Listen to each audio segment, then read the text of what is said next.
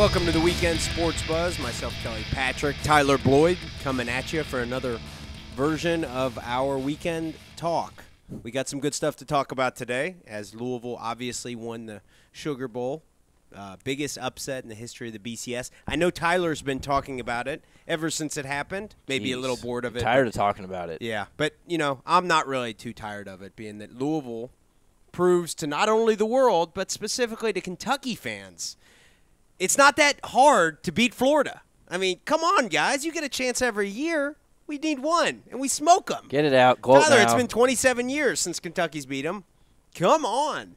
Yeah, go ahead and gloat. Get it out now. It's fine. I know I told Mark yesterday, I know I'm going to listen to Mark for an hour and a half, talk about it. And I did, and I told him I'm going to probably listen to you talk about it for an hour. The thing is, and I hate to just continually vent, all season long, all I have heard from Kentucky fans is, I hope they win it all. I hope they win every game, and then they play an SEC team. And then they see how it really works. Play a real team. Well, we did, and we smoked them, okay? So who looks stupid now, Tyler? I don't know, Kelly. I hate to just snap on you to start the show. Hey. Who looks stupid now, honestly? You can snap. My impression was dead on. hope y'all play an SEC team, and then we'll see who really, we'll see if y'all really know how to play football. All year long, that's what I've listened to. Then we finally get the chance to play them. Congrats, you won a game. We blow them out. You won a game. Oh, my God. Congratulations. You won the Sugar Bowl. We didn't just win a game. You dominated Florida in the Sugar Bowl. My God. Kentucky fans just have to feel like idiots. Not all of them. Not every We actually aren't worried about it. But if you're one of the Kentucky fans out there who was, hope you play an SEC team. You'll see how a real football game is played. You'll get so blown out. Well, since we're going to start like this. Fine, I'll start like this. I don't care. If they were in the SEC competing like this on the schedule Florida had, they would not have been in the same position that Florida was in at the end of the season. They had a huge game. They came out and they dominated. They couldn't do that week in, week out. How about that? We don't know. No, you couldn't. I don't care. You won a game, and it's a huge win. I've said it all week. I appreciate you have given us props. I'm not saying that Kentucky fans actually have acted very as they should, very appropriately and given props to Louisville since they won it. All I'm doing is trying to say, let's not forget, all season long I had to wait till you play an SEC team.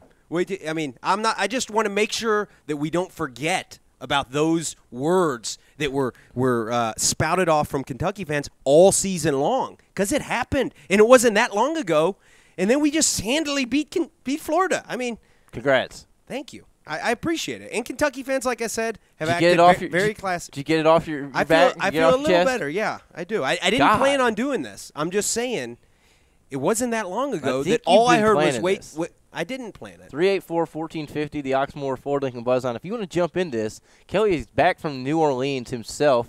He's chugged his coffee already. He's ready to go, and I'm sure our Cardinal fans are loving it. Yeah. We're going to talk a lot of basketball today, Kelly. I'm fine with that. I mean, the Sugar Bowl it's done with. Quit living in the past. I mean, geez. Just living in the past. It's all the Cardinal fans always doing, just living in the past. Just like they always say against Kentucky fans. Oh, living in the past.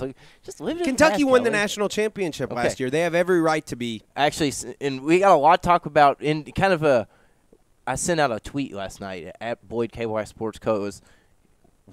We'll see your 4-star with our 4-star and raise you a 5-star. We got a lot of good feedback from Louisville fans. They responded, hey, I'll raise you, a Sugar Bowl. I'll raise you a Big East championship. And I'll raise you a national championship. And as soon as I said that, you're just living in the past. That was months ago, blah, blah. Well, Louisville football, you're just living in the past. You have the right to say that. Kentucky won the championship last year. That's a big deal. Within a year. I keep it within a year. I still You are the national champions. Still the national champions. You are. And you're the Sugar Bowl champions. That's not as big as national champions. Of course it's not. It's not. That's okay. It's huge for the state of the football program. Biggest upset in BCS history.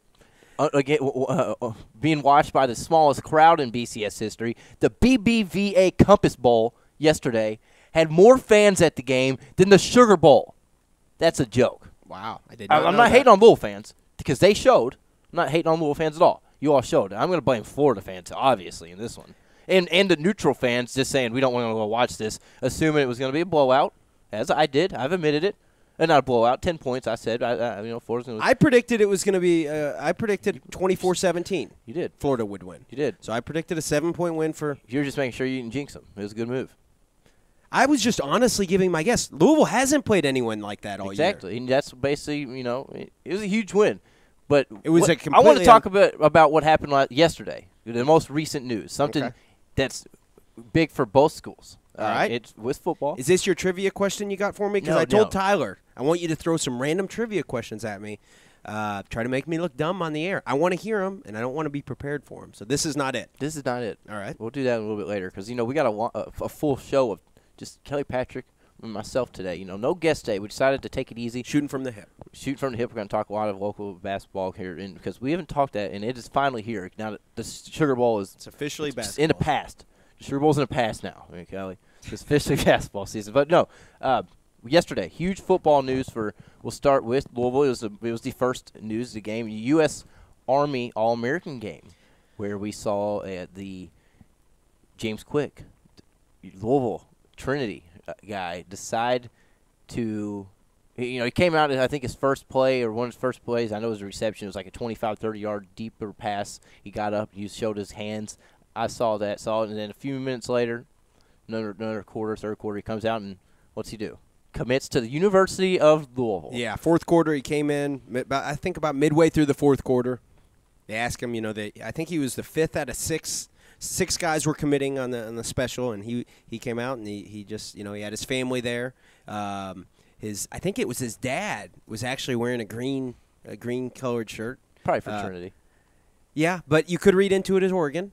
You could. Yeah, I don't think Oregon was on the list. I think it was Ohio State or Louisville. But Oregon's hat was actually on the table. Yeah, that was just for show. Yeah, it was part of a show. But, he came out and he said he's going to be a Cardinal. Mentioned that his dad ran track at Louisville. Mm-hmm. In the interview after the game where he was announced the MVP of the game, he referenced, he has a real good relationship with Teddy Bridgewater. That Teddy Bridgewater told him, I'm going to go out, we're going to beat Florida, and then James seemed to be impressed with the fact that they did, and you got to believe that had something to do with, at the very least, cementing his decision to be a Card. Yeah, if you're checking us out here on 1450tosportsbuzz.com, get on you can check out the TV show we got going on right now. Meeting new guys. It was looks like we have some James Quick audio real quick. For me, having to met my soldier and coming out here and him telling me his life story, it was a great experience. Now you wanted to make your decision on national television. You had Ohio State, you had Oregon, and of course you had the hometown team, Louisville. A lot of people were asking, is he going to stay home or is he going to go away? You decided to stay home. What was it about Louisville that won you over? I just love the city of Louisville. Coming in and being a real hometown kid. Just staying home would be great for me because you can have my family come and see me. You can have all my people that's at my high school to come and watch. It's just great to stay home. Now you've been a Cardinals follower for a while, so I have to ask you about their bowl performance against Florida. I know you're pretty tight with Teddy Bridgewater. You had a chance to speak with him before that game. What were some of the things that you and Bridgewater spoke about? Basically, he just told me, he was like, they're going to go out and win it, and he's going to be the one to lead them. And, basically that's what he did. He took over the game like he said he would. And now you have a chance to join that program. What should the Louisville fans expect out of James Quick? I'm going to work hard, and I'm going to hopefully bring another BCS championship. All right, this is James Quick, the MVP of the There's James Quick. Good job, Matt and Adam there. Good work. Just throwing it out on it. Well, I was saying that, Matt just played the audio. You can actually watch the video, KentuckySports.co/TV, our live TV show we have going on, a little radio combination we like to do, highlights like, you just saw James Quick committing. But, yeah, that's huge for Louisville. You beat out Ohio State. You beat out, I guess, Oregon too. Mm-hmm. James Quick decided to stay home. It seemed like he had offers on the table from everybody. Yeah, I mean, it was. But those were the two. Those were what it was. Ohio State really is what it came Urban down Meyer. To. Yeah, Ohio State has a young quarterback himself that was up in the Heisman talk for most of the season. He's going to be there for 3 more years, probably 2-3 more. Teddy will be there for probably only 1 more. There's a lot on the table for Ohio State, but now look, and it seemed that Ohio State was a favorite going into the Sugar Bowl. Louisville beats Florida, flips his mind. He says basically, goes to Louisville, stays home. Big deal. I mean, regardless really of how James Quick pans out. Whether he's the next Michael Bush or Brian Braun. Montrell Jones. Yeah, Montrell Jones. The fact that we're able to keep a guy like that in the city is big, regardless. That's a win itself. That's a win itself. You got to take recruiting for what it is. It's not a guarantee that these guys are going to be NFL players, but it's all about what's their next step, and it's college, and it's Louisville, and Louisville just got the Sugar Bowl win. That shows what Charlie Strong stayed at Louisville. I mean, I hate to say this. Everybody knows I'm a Kentucky fan, but I know when Louisville's on a roll, and they are right now. Charlie stayed at Louisville, didn't go to SEC Tennessee. They just won the Sugar Bowl, and look what it's already done. It changed James Quick's mind. He decided to stay home, which most thought he was going to leave for most of the recruitment, and now he's going to be a Cardinal. And I know you're excited being a fan. You'll be able to see him for the next 3-4 years next season. I don't know what kind of defense will be able to stop Louisville's offensive game in the Big East. Big East is terrible next year. Louisville might beat teams by 30. Yeah, Bozic wrote a nice piece. Obviously, I think it's a nice piece, saying that the Louisville wide receiver core is maybe the best in the country. Yeah, it might be. You can make a case for that. Devontae Parker, Eli Rogers. If Michael E. Harris comes back healthy. Copeland's back, right? Yeah, Damian Copeland's back. Now James Quick. I mean, you also consider Gerald Christian and Robert Clark. The tight end wide receiver transfer big step combo. up from the Chichester days, huh? It really is. Yeah, just in a few years. That's a big thing about this this squad Charlie Strong and the staff have put together is not only are they defensive oriented, they don't always play the most exciting brand of football. They kind of slow it down a little, but they're obviously really amassing a lot of talent at the skill positions, which is huge. I mean, that's huge, especially in today's game of football. Everybody needs speed, talent, athletes. James Quick not only committed to Louisville yesterday, Kelly, he was the MVP of the game. And that puts him on a nice list. I don't have the guys in front of me who have done that. I think it's Ndamukong Suh. I'll bring that up. You get that. Speaking of Ndamukong Suh, it's actually Ndamukong Suh's birthday. Happy birthday, Ndamukong. Happy birthday, Ndamukong Suh. Yeah. Go step on a guy. Or go kick. What'd he do? Didn't he step on a guy? He did. He straight up stomped on him last season or earlier this year. He did some dirty stuff. We'll try to bring up a clip of that and get it to Matt. Happy birthday, Ndamukong. But one touchdown for James Quick. He had over, I think around 80 yards receiving or so. Regardless, MVP. That right there just keeps capping. It's like Louisville. Louisville fans keep tweeting out. I keep reading it and interacting on the site and whatnot. They're like, can it get any better? It seems that every day or so it does get a little bit better. Is it going to stop? Are you at the highest of highs right now? I don't know how it could get much higher. National if Louisville wins the national championship in basketball, that's the only way. I mean, obviously, which is not going to happen. So you're at the highest of highs. Obviously, you're going downhill things from here. Can get a lot higher. I mean, you're going downhill. My comparison is to Miami in the 80s and 90s, and they won national championships. They kind of came out of nowhere. They were not a traditional football program. Come out of nowhere, and they do win national championships. So yes, obviously there's quite a bit of distance to go before we actually reach the top. What I'm looking for is when Florida had Billy Donovan and Al Horford and all those guys. They also had Tebow. They were winning national championships in football and basketball at the same time. That's what I'm looking for. You're not going to get there. You're not going to get there. Don't worry. 384-1450, the Oxmoor Ford Lincoln Buzzon. On the other side of things, Kelly, 60 miles down the road, Mark Stoops is getting it done. Stoops' troops, his third 4-star, 3 commitments. Since entering the UK scene, he got a big one last night. 4-star defensive back from LaSalle, right in Cincinnati, LaSalle High School. Jaleel Heich is everybody's trying to figure out the last pronunciation of his last name. But regardless, he committed, chose Kentucky over Pittsburgh. Everybody knows Pittsburgh's a Pittsburgh had a real nice signing in the game yesterday. Yeah, so that's a very formidable school to beat out for Tennessee. Wow. Beat out Tennessee. That's big. That's a big movement. It's huge. 4-star. That's the third one for Mark Stoops. He said he was excited to go to Lexington. He developed a relationship with Stoops a little bit before, I guess, being a defensive player while he was at Florida State. He said him being at UK was obviously a plus, but he also likes the scheme of things. He likes what he's done with players in his past, guys that have been successful into the pros. So, it's huge. That's Mark Stoops effect. Kelly, it's over. You just count it out in like 2-3 seasons. Just erase Louisville football because Mark Stoops is just taking over. It's done. I'm sorry, erase Louisville football? I don't know about that. I'm just trying to get absurd like you do. I'm not trying to be absurd. if you're referring to my comparison or my impression of Kentucky fans earlier, I think it was dead on. You want to do it? I'm not doing my impression. Wait till y'all play an SEC team.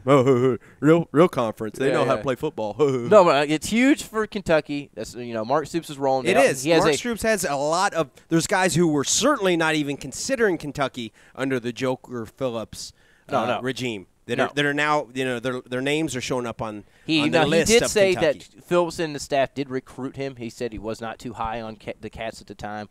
Stoops being there is huge. I mean, it's official. It's the Stoops' effect. It is that. And Stoops also has a lot of other guys. He's very interested. A guy right here I'm looking at, Asante Woolard. He was at the game yesterday, the U.S. Army All-American game. He did not play due to an injury, or I guess earlier in this football season. He's trying to get through that, get fully back healthy.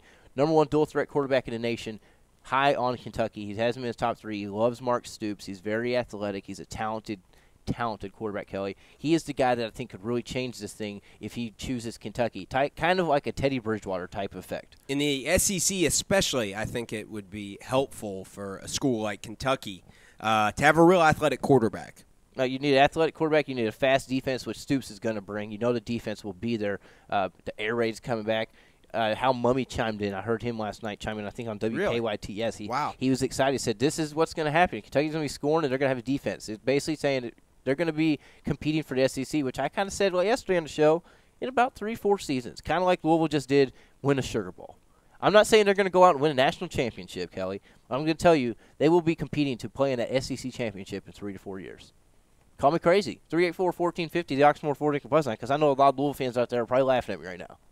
Yeah. You look like you're about to start laughing. I'm not laughing. That could happen. I mean, it's happened before where Kentucky, wins, 8-9 games?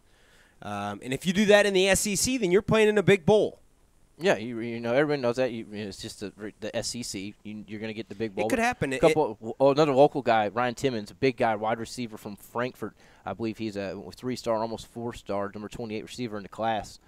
Real high. Wasn't high on Kentucky. Straight in Frankfurt. Now he is because of Mark Stoops. That would be a big commitment here locally. There's just a lot of guys on the list. We could talk about that later. I know we need to hit our first break here. We'll come back and talk a little bit of basketball recruiting because big one for UK last night as well, Kelly. Louisville, you wouldn't know. We'll be right back here on the Weekend Sports Buzz. We got cowboys. We got truckers. Broken-hearted fools and suckers. And we got hustlers. We got fighters. Early birds and all-nighters.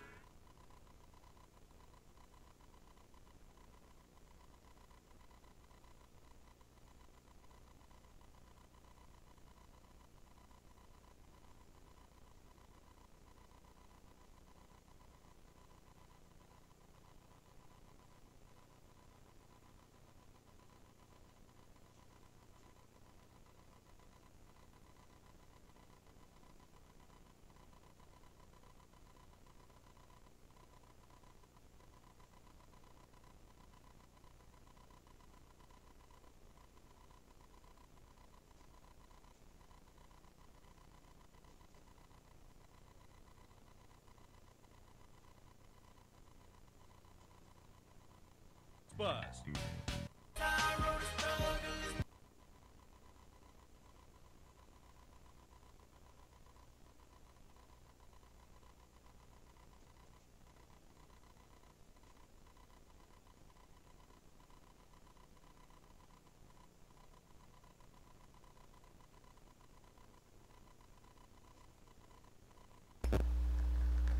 That's loud.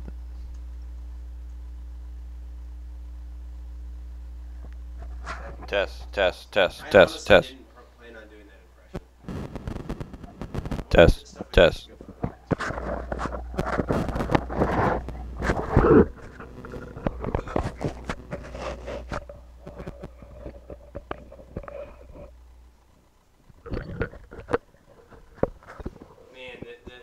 Test. Group is so Test. political. They're pretty loud. They're so dumb for doing that. They're dumb. I don't care what kind Test. of source. Test. Unless they want us, they're purposely trying to piss everyone off. I mean, that might work.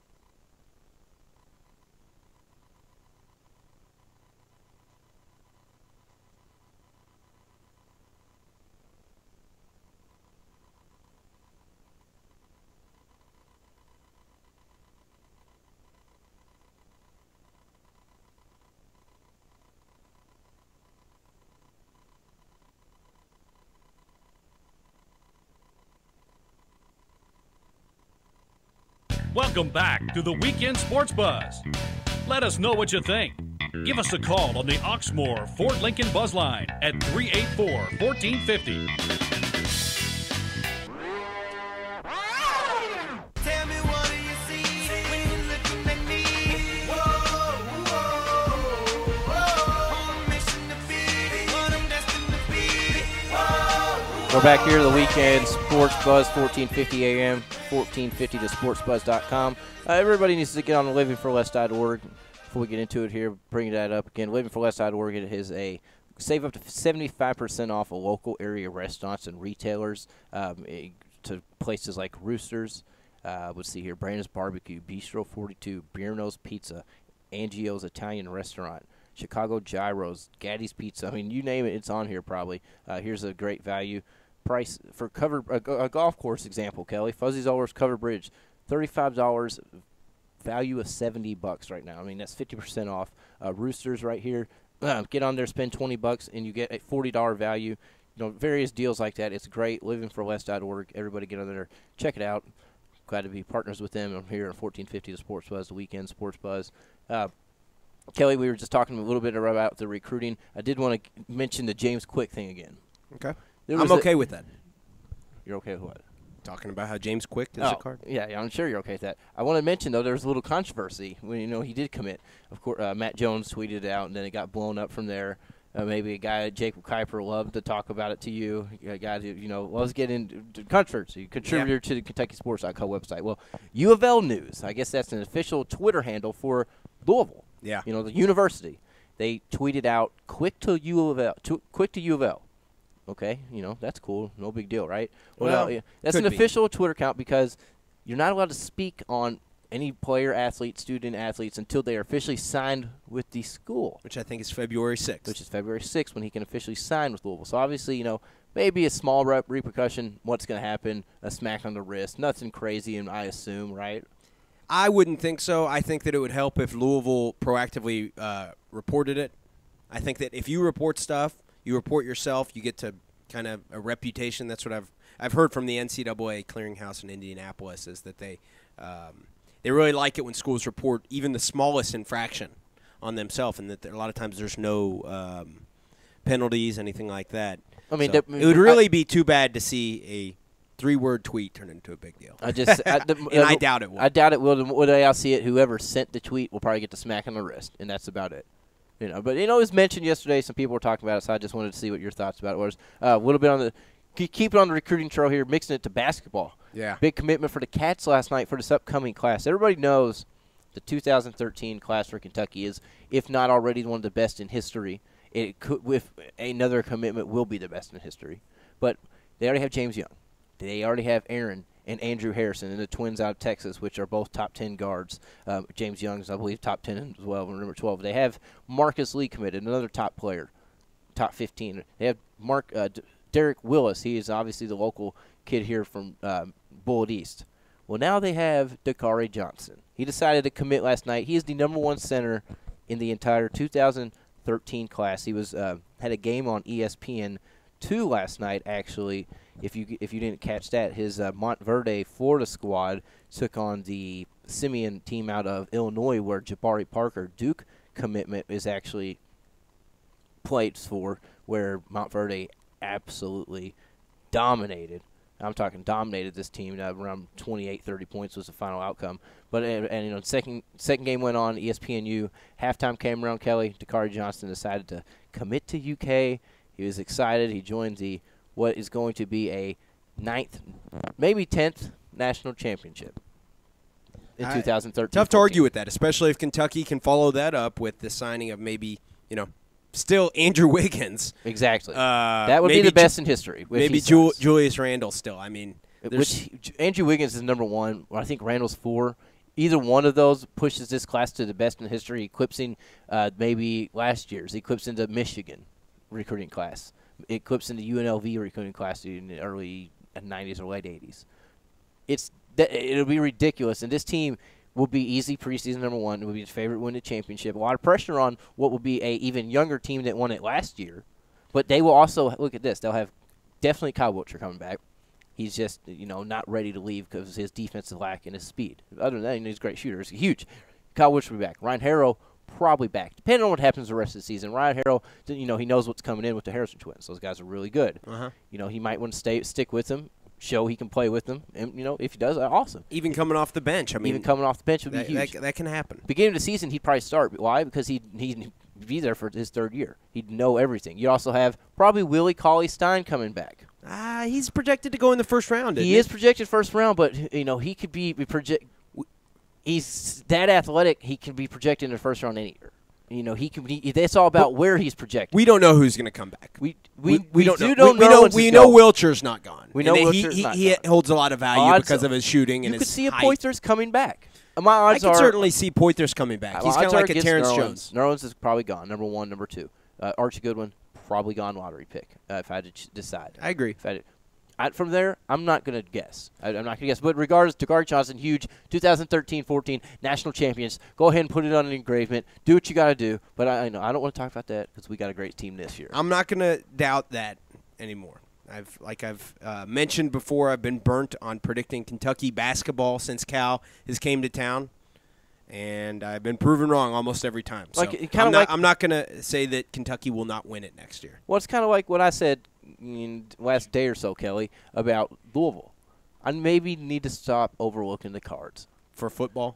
For football, that's fair. I mean, what Louisville has done lately was not really expected by many. Maybe outside of the Cardinal fan base. It's not. And I mean, obviously, it's the biggest upset in the history of BCS. So biggest upset, and it is huge. We can't talk about how big of a win it is enough. But maybe I just need to stop overlooking as much as I do. You're still a little brother to me. Louisville's still a little brother always, but it's not by much. If that makes you feel better, then that's okay. It really does.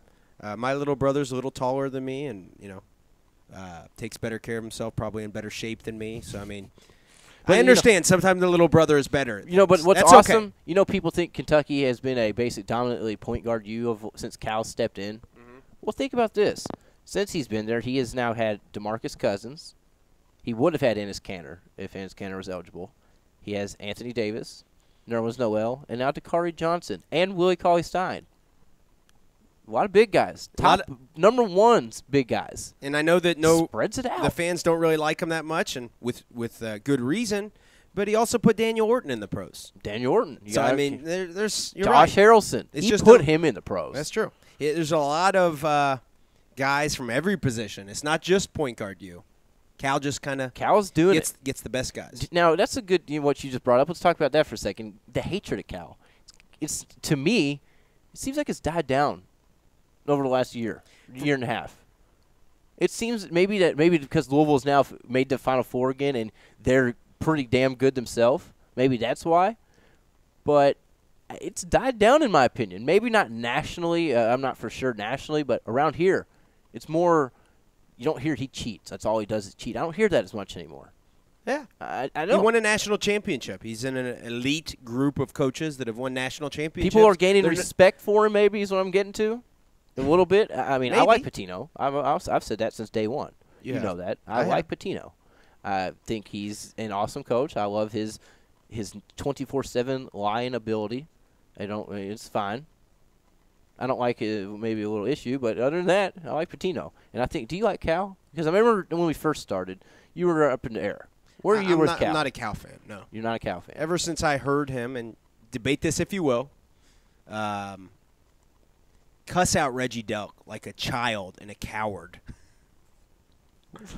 I don't like that. You got a kick out of that. I do. Yeah, those are bold words. I heard it.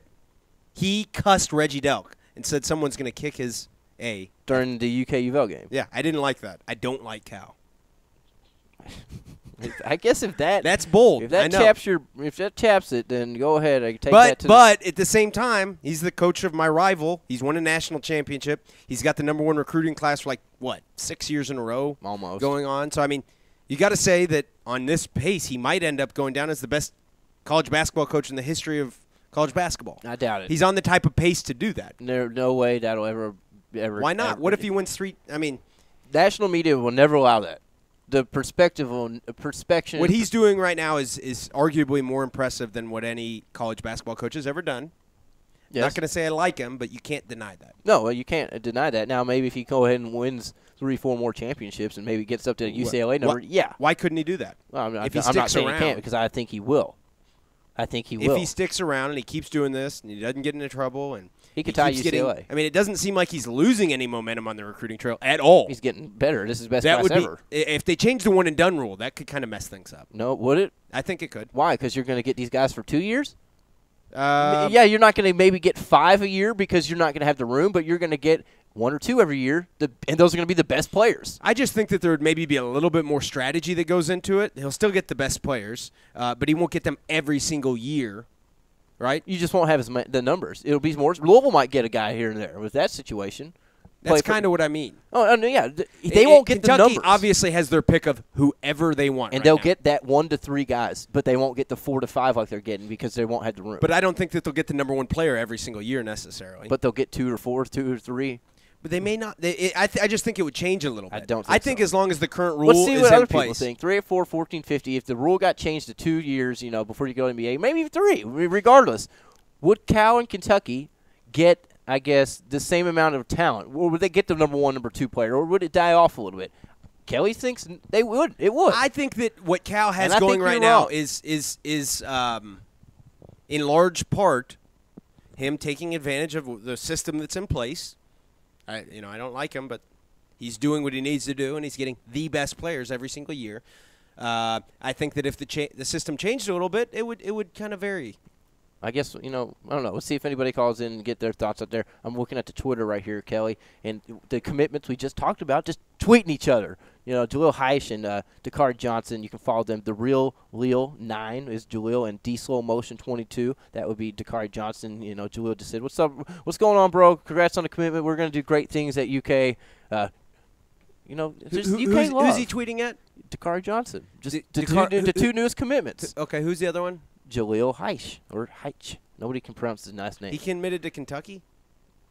That's what we just talked about. We talked about the center from yesterday. Before that, we talked about Jaleel Height. Do you not remember the last segment right after James Quick? The football player. Yes. Okay. Yeah. Okay. Oh, my gosh. You're The guy from Cincinnati. You're really scaring me now. Yeah, I didn't remember his name. All right. Well, this is the So weekend football and basketball players tweeting at each other. Yeah, just they're excited to go to UK. That's good. all I'm saying. You got to say that's good for Kentucky football. Hey, if they're looking at them as the same. I'm going to say Louisville's basketball program makes Louisville's football program better. Louisville's football program makes Louisville's basketball program better. It's the same for Kentucky, in my honest opinion. Historically, maybe not. I could make an argument that not. Maybe not. That maybe a head coach doesn't come to Kentucky maybe wanting to, play second fiddle. That's true. I mean, you can make an argument either way, but if stuff like that's going on, they're friends. You thought Charlie Strong didn't want to play second fiddle? I did kind of think now that. Look at it. Louisville's a football school. They what do you think about that? To an extent. They still don't have the home attendance of some of the big powers out there. But, Florida, for example, they don't have good home attendance for basketball, and they're doing fine. Have you looked at Florida's home – I don't have the figures in front of me right now, but their home attendance for basketball is terrible. Horrible. It's like 12,000. But they've won 2 titles, and they still have really good team. Yeah, they get great recruiting 12 classes. team right now. Billy Donovan's kind of found a home there. So I would compare Charlie Strong obviously hasn't won a title in college football. But that's kind of what he's going after is he's not so much worried about his ego. On your attendance, since you mentioned that, and since I think Louisville slowly turned into a football school, it seems like it's crazy. Charlie Strong's got a lot of momentum. So is Rick. It's good that you're both. I'm sure you're excited. It's both of them right there. But what do you think about the attendance next year? You got a terrible schedule at home. An awful schedule at home. You know the tendency of Card fans. You know it. You say it yourself. You think this is going to be a packed Papa John Stadium for every game? Great question. I don't know. It's got to be. No, you have to. The level of excitement for the game, if it's there, Cards fans are there. It'll be there, but it's not against be Florida there. in New Orleans. It's there. Cards fans are there. Well, that's not happening. I know. At all, even on the road next year. Your schedule sucks next year. It sucked this year. You play Kentucky and Kentucky. Our schedules suck this year. It's even worse this upcoming year, it seems. You don't play Boise anymore. You got some teams leaving the conference. The schedule next season is terrible. You should run the slate, which could set you up for that, maybe another repeat Sugar Bowl, or maybe even, depending on what happens in other conferences. a national championship. Because if, in my opinion, I think it's undefeated or bust next year. I know there was some talk about possibly adding Alabama to the schedule. It's not going to happen. Not going to happen. But when you continue to win, you continue to put a product out there, the schedule will get better. It won't this upcoming. It'll get better in 2 years. Yeah. When you hit the ACC. But this year, it is sketchy. I don't know. This is the Weekend Sports Buzz. Everybody want to jump in with their thoughts about the upcoming season, a little bit of basketball. We're going to get into basketball now. We're going to talk a little bit about the season, what's gone so far for Louisville, Kentucky. This is the Weekend Sports Buzz on 1450 AM. Picture you facing the charge, picture you beating the odds, picture you willing to bleed, picture you wearing the scar. Thank you for making me struggle, thank you for making me cry. I perfected my hustle, tell me the world ain't mine. You've been seeing me lately.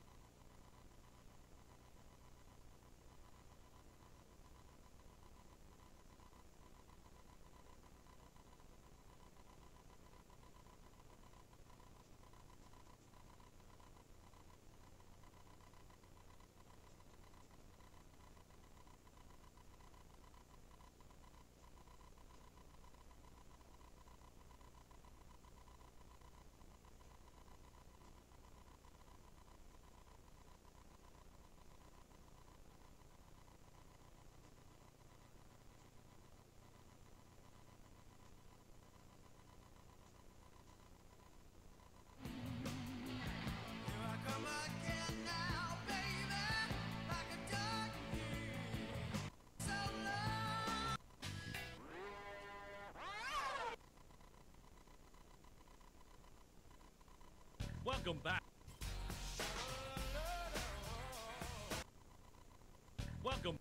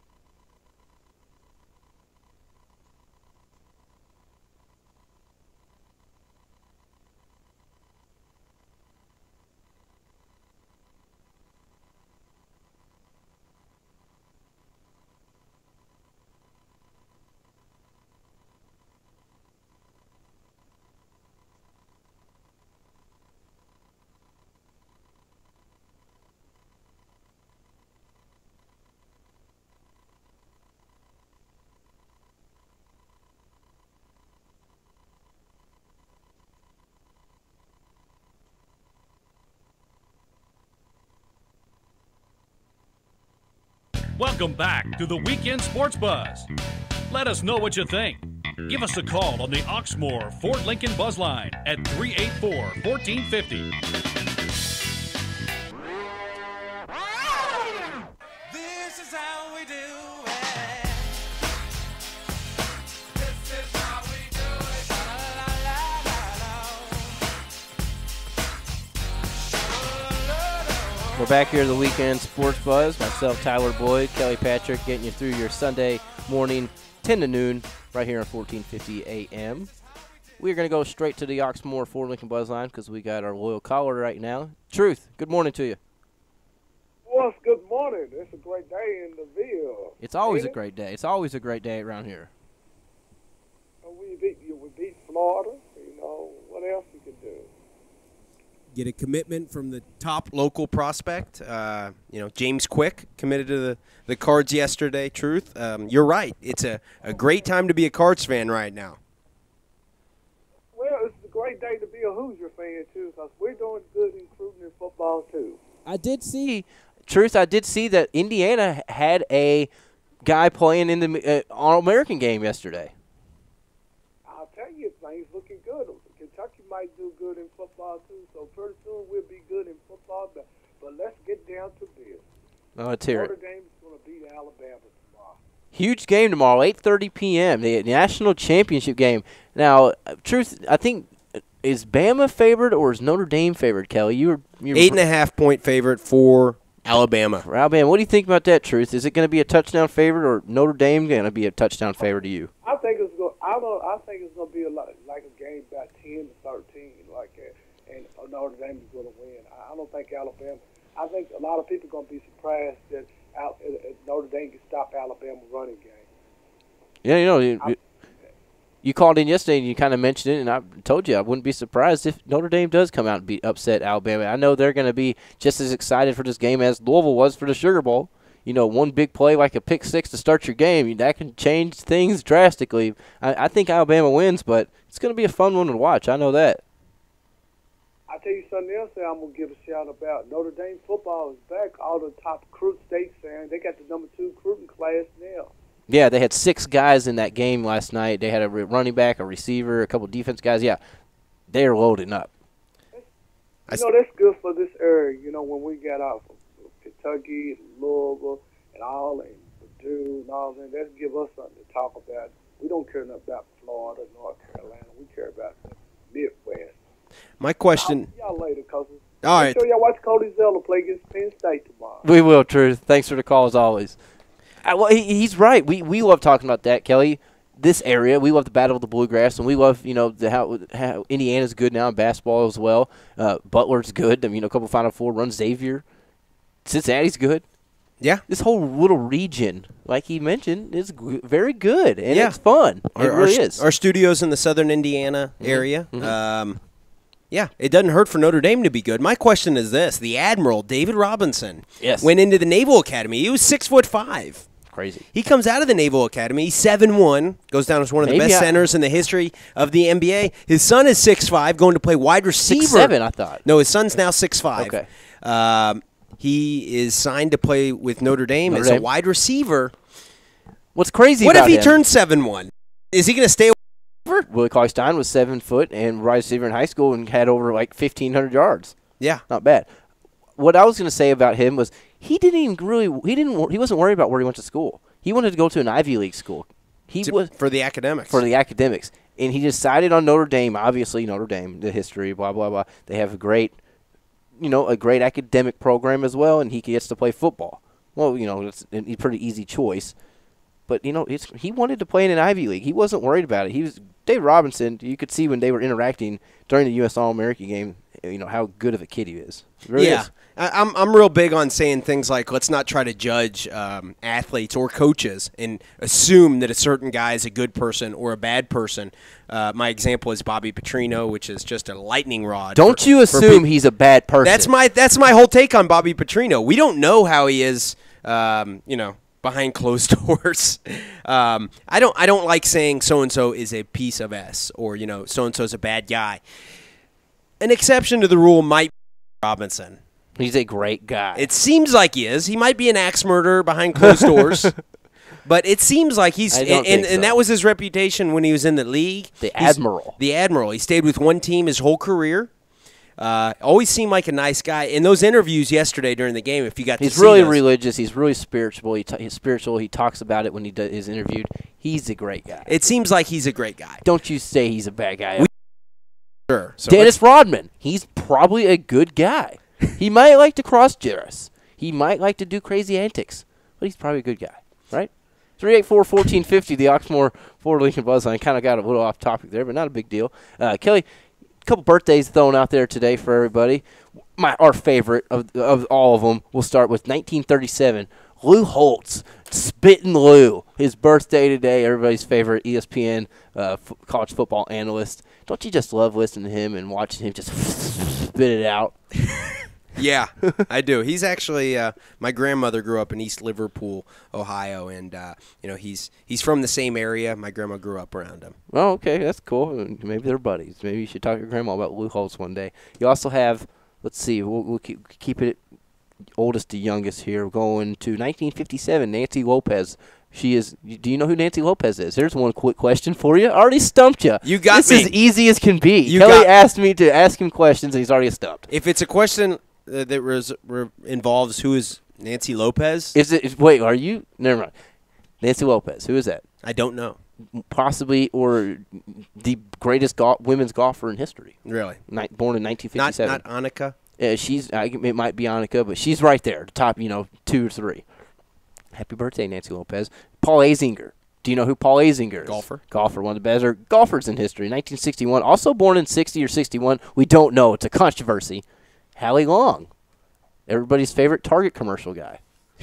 And the father of Chris Long of the St. Louis Rams. Yeah, I believe. Yeah, you're totally correct. You also have 1982, Agent Zero. Is that his nickname? Yep. Agent Zero, Gilbert Arenas. Who is also a great practical joker.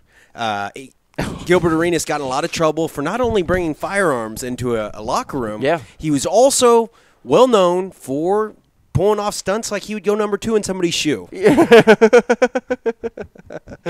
Number 2 in somebody's shoe. He did that. That's a documented thing. I mean, if you read the reports of where he got in all that trouble, he had such a good sense of humor, he would actually go number 2 in somebody's shoe. I'm glad you know these silly stats. I like to read about stuff. Kelly Patrick, everybody. 1984, A.J. Hawk, one of the better defensive linebackers in the NFL for the Packers. Yep. They won last night pretty handily. We'll mention that here in a second. A little NFL talk as well. So happy birthday around to good people out there. Let's go to the Oxmoor Ford Lincoln Buzzline, Kelly, because our guy Carolina's on the line. Carolina, good morning. Who is Nancy Lopez married to? Excuse me, Carolina? Who is Nancy Lopez married to? If either one of y'all gets this one, you should be quit. Nancy Lopez, who is she married to? That is a great – is it now – I'm assuming it is probably another golfer? No. It is an athlete who professionally performed in this area. And in this area, I'm going to go 80, 90 miles away. I just looked it up. Ray Knight, born 1952, and a former American right-handed pitcher. Best remembered for his time with the Cincinnati Reds. So Carolina is once again right on it. We should have known. I did not know she was married to him through 2009. You didn't know who she was. I didn't know who she was. I did not know who she was. Carolina, what do you think? Nancy, is her or maybe Annika one of the better golfers in history of women's golf? They're both up there at the top. It's hard to compare eras. Yes. Because Annika played in an era where you have the metal drivers, the graphite shafts, the lively golf balls. Nancy played in the era of wooden woods, the steel shafts. She was a great putter. Both of them are great in their own right. So they were two of my favorite golfers. So it's hard for me to pick a favorite between those two. Carolina, what do you think of the birthday today also of Lou Holtz? I know that he coached I think a couple Carolina schools. What's your opinion of Lou Holtz? I like him because in 1967, when I played freshman football down at the University of South Carolina, Coach Holtz was our varsity secondary coach down there. Wow. How was it to play under him or to be involved in the team while he was a coach on the staff? Yeah, also, here's one that'll blow your mind.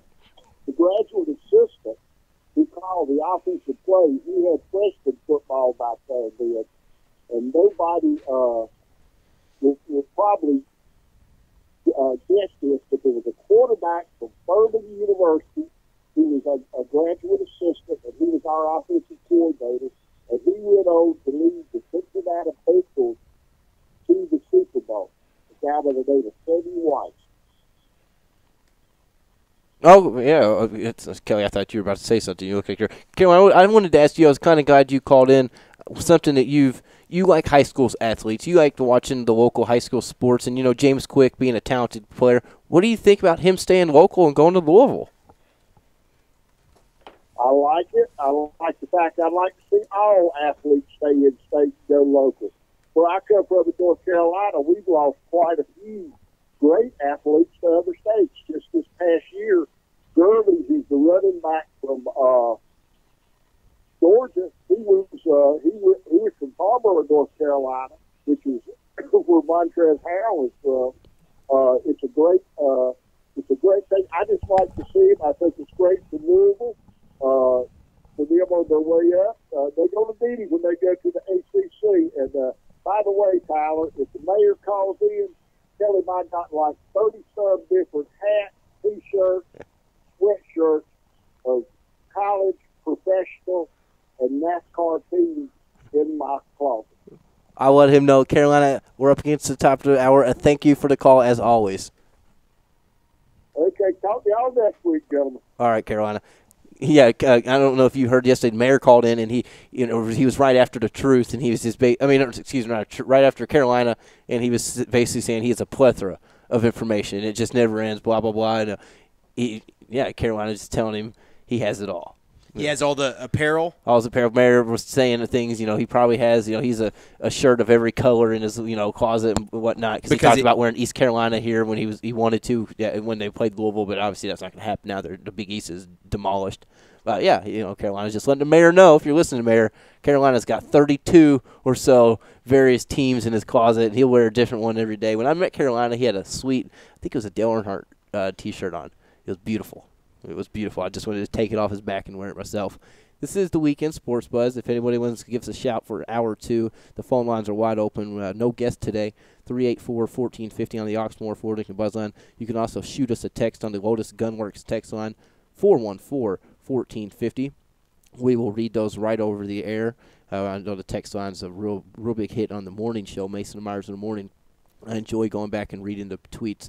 They get it going. I enjoy listening to those guys. So that is tomorrow morning, of course, 7 to 9 in the morning. Mason and Myers, of course, inside the press box in the afternoon, 5 to 6 p.m. You got the freak John Renshaw, 3 to 5 in the afternoons. You got Larry Glover live. Gosh, it just keeps going and going and going here in 1450.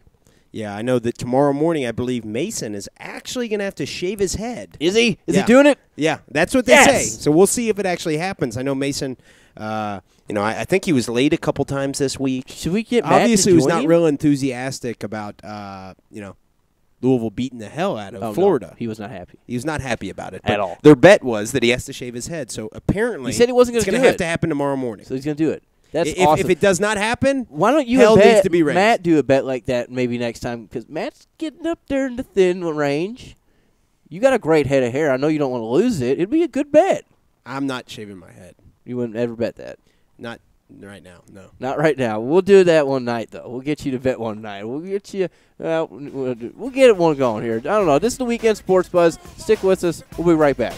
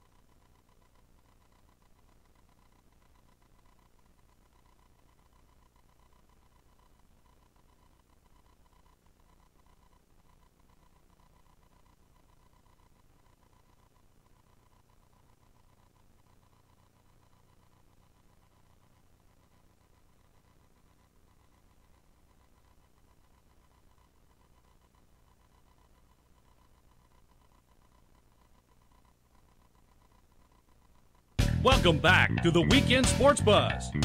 Let us know what you think. Give us a call on the Oxmoor Ford Lincoln Buzz Line at 384-1450.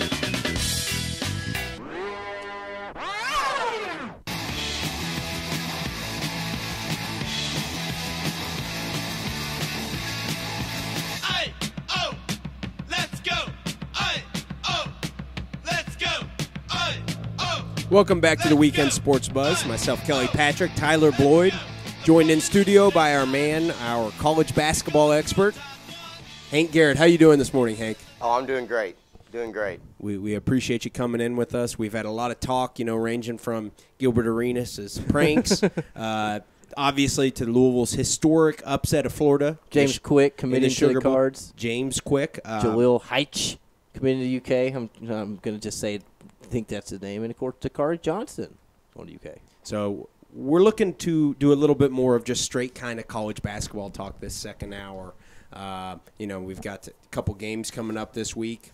We got Wednesday, Louisville's playing at Seton Hall at 7, and Thursday the Cats are playing at Vanderbilt at 9. Both road games, right? Both road games, yeah, at Seton Hall, at Vanderbilt. It's kind of officially in this area. The college football season's over. Thank God. We got to look forward now to how basketball goes. Look forward to building up to the Big East, the final Big East tournament, maybe ever, which is significant. If I could somehow make it there, that'd be great. Crazy. The Big East, the big bad Big East in basketball is now almost totally demolished. Yeah, and the Madison Square Garden being the place where they have the Big East tournament. I don't know what they're going to do with that. Maybe they'll somehow work where they have the ACC tournament start to be there. That would be great. It would be. I did want to go to Hank because he mentioned, before we could switch totally over to basketball, Hank is kind of I do want to call Hank an actual neutral fan. There's not many of them, and Hank is one. And he said Hank, you said that this was possibly the happiest moment of your Louisville, Kentucky fanhood. Yeah, because I don't know if I've ever shared this with you, but my father went to graduate school at U of L. So we were longtime season ticket holders for Louisville football and saw some good days. Ralph Dawkins, Anthony Shellman, who is actually Devontae Parker's father. That doesn't get brought up a whole lot, I guess, not because of the last name or whatever that situation, But there was a lot of good players, early to mid-'90s, and then, I saw a lot of the dark days, the 1-10 season, I think it was. So, because it was hard for us to afford basketball tickets when I was young. So I saw a lot of football games at Cardinal Stadium. So I've seen a lot. I've been there a lot with U of L football, and it was just so unexpected. With the basketball, I felt when we've been there with UK and U of L, it's kind of always been expected. At least you feel like you're there. But that felt like such a monumental upset, and them just smacking them in the mouth like they did was just amazing. Yeah, Louisville really took advantage of the fact that Florida doesn't have much of a passing game. They scored that first touchdown on the first play from scrimmage via an interception, and then they kind of controlled the pace of the game. So you're right. The fact that Louisville won was surprising, but the fact that they pretty much dominated the whole game. Oh yeah, and watching that game with that spread type of offense, tempo is so important. Sometimes you don't see it as the game goes back and forth, but with Louisville being able to throw the ball down the field, I think a lot of that spread is tempo and getting the right reads and the right looks, and I think it takes time to open things up, and I think, Strong, obviously being there, for as long as he was, I think knew exactly the pace that they wanted to play. Now, Hank, what do you think about James Quick staying local? Oh, I think it's huge. It's absolutely huge. I do think football isn't as important as basketball to say, if we had a top 20 recruit in the city, it would be absolutely huge. Had to, Louisville. And I'm not talking about Derek Willis. He's fallen off a little bit. At least he stayed in the state. But I'm talking about, a McDonald's All-American type of kid. Not as important Rajon to keep Rondo him. type of guy? Yes. Okay. Not as important to keep him as a James Quick, but then again, huge. Just because I don't think football, you can have the impact that a basketball player has. But again, it's huge. Especially, the football factory that is Trinity, to get in there and, get in with them and get kids coming to U of L from there is huge. Yeah, I totally agree. Again, we got our guy Hank Garrett, our KentuckySports.co college basketball. We have to call it expert because he really knows his stuff. Hank, where'd you play college ball? It was a small Division II school in Maine, University of Maine at Machias, NAIA D2. Now, Hank was a sharpshooter. I do know that. I remember watching Hank play in his day. Kelly, Hank can shoot. Hank could shoot the three pretty good. I remember that. So he's just a random guy here. Life in the NAIA. We can go on and on about that. I was in the NAIA for a year myself. Hey, they got some good athletes in there. There really are some good athletes. Very interesting too. Yeah, it's fun. Not a whole lot of rules. Kelly, what do you want to say? Before we get away from the football, and I don't like. We're about to. Yeah, I know. I don't like to shy away from controversial type topics. That's not who I am. I think that not only was this the biggest upset in the history of BCS, it's the first time I can remember that there was a matchup between a black quarterback who could pass and a white quarterback who only could run. Okay. Could you guys ever think of another time where that happened? I don't know, Kelly. In a big game. In a big game. Offhand. I think it's going under, it doesn't get the credit it deserves. On that topic, Charlie Strong, first black head coach of the Sugar Bowl. Is it? Did you know that? I did not know that. First black head coach in the Sugar Bowl. And victorious, 1-0. Wow. Man, I heard that in the pregame. Who's the most successful black head coach in the history of college football? I don't know. If you're talking about wins, we got to talk about the longtime Grambling coach, Robinson, right? If you're going strictly on wins. If you go strictly on wins in history, you probably have to go with him. Yeah. All right. Who else is up there? It's a tough question. There's a good one. I mean, what's Arkansas, former or SEC? No, it wasn't SEC. Sylvester Croom, that used to coach in Mississippi yes, State. That's who I was thinking. Sylvester Croom, he's got to be up there. If someone has an answer for us, call in 384-1450. This is what we do on 1450. We don't really shy away from the controversial topics. Seriously, it's who's the best black head coach ever? Yeah, is Charlie Strong on his way to doing that? He could be. Honestly, he could be. 10, 15 years if he continues what he's doing, why not? Let's go to basketball. We've been saying we're going to do it all show. Let's do that. Let's start with Kelly, Kentucky this time. We always start with Louisville. I'm tired of talking Louisville. It's all these past 45, 50 days, as I believe the mayor said yesterday, have been absolutely ridiculous for Louisville. And I'm tired of it. Let's talk a little Kentucky basketball. We are heading into SEC play finally. I'm excited to get to finally see this team hopefully continue to grow. SEC's down this year. Everybody past couple of years it hasn't been as great, but it is really not good. I believe there's 8 teams outside of the top 110 or so, 115. You definitely have good teams in Florida. Missouri's a very good team. Kentucky, obviously, a good team. I think Arkansas is a talented team as well. They're very young, new, former Missouri head coach is there. I've already lost the name. Anderson, Mike Anderson. He's going to be. He has Arkansas right back to where they thought they would be, which is great for college basketball. Really, the way that the old Arkansas coach left. Pelfrey. Anderson's mentor. Nolan Richardson. Okay. The 40 minutes of hell. Yeah, that was just a great era of college basketball. Definitely. Williamson, all that. To see Anderson obviously doing the same type of thing is great, I think. Yeah. Oh, yes, definitely. I think the SEC, I think college basketball is better when Arkansas is good. 94 champs.